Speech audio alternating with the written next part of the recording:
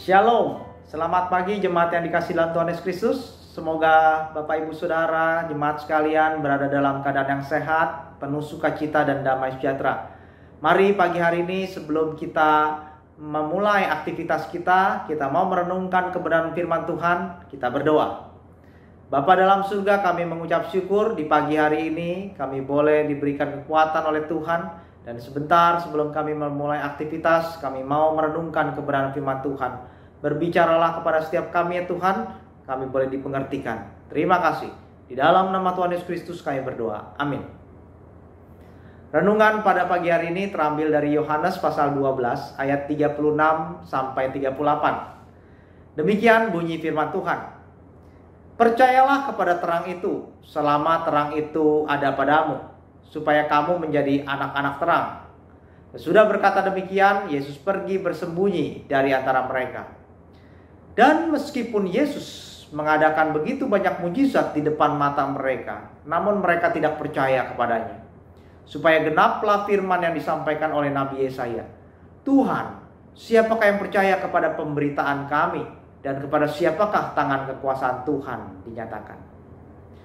Bapak Ibu Saudara yang terkasih, ada orang-orang yang menyangka bahwa jika ada mujizat Tuhan, maka akan banyak orang percaya kepada Yesus.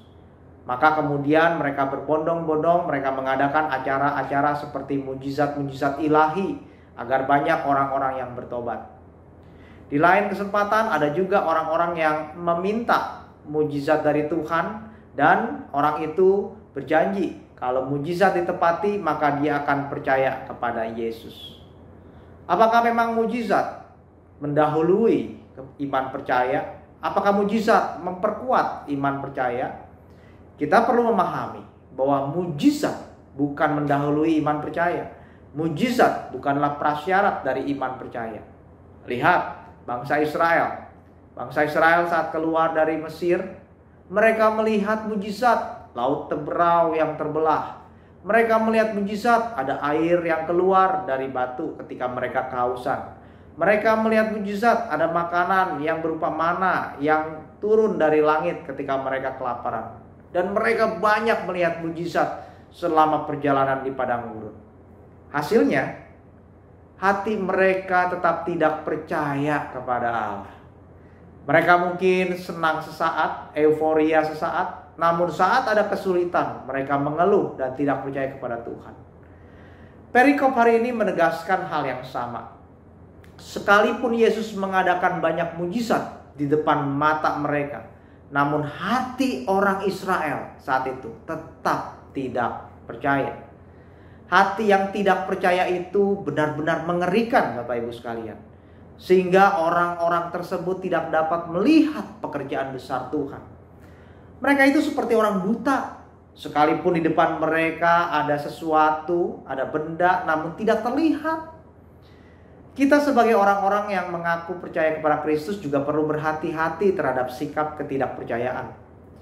Jika kita tidak dapat merasakan kebaikan Tuhan, jika kita tidak dapat melihat perbuatan besar Tuhan, jika kita tidak dapat merasakan kasih Tuhan, maka ada sesuatu yang mungkin terjadi pada hati kita.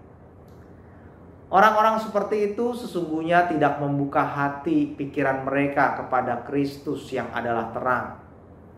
Hati mereka seperti ruangan yang tertutup rapat, yang walaupun hari sedang siang, sedang terang-terangnya, tapi di dalam ruangan tersebut tetap gelap dan tidak terlihat apa-apa. Karena apa? Karena ruangan tersebut tidak dibiarkan terbuka agar terang itu menyinari dalam ruangan. Inilah sikap orang-orang yang menolak Kristus.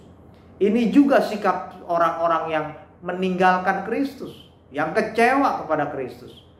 Mereka tidak membiarkan pikiran mereka diterangi oleh kebenaran Kristus.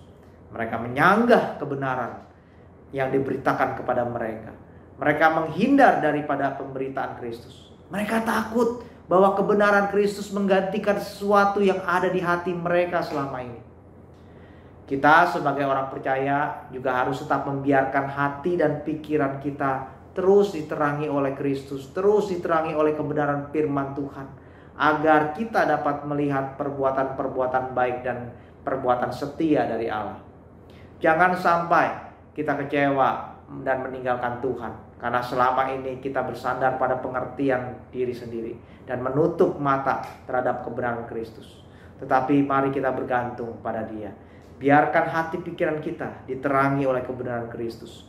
Maka setiap saat kita akan melihat perbuatan-perbuatan besar Tuhan. Setiap saat kita akan mengagumi pekerjaan kasih Tuhan. Mari kita berdoa. Bapa di dalam surga, terima kasih untuk firman yang diberitakan kepada kami. Dan biarlah kebenaran Kristus boleh menaungi hati pikiran kami. Sebagai orang percaya yang adalah anugerah dari Tuhan, biarlah kebenaran Kristus menjadi pandu di dalam hidup kami. Terima kasih. Di dalam nama Tuhan Yesus Kristus kami berdoa. Amin.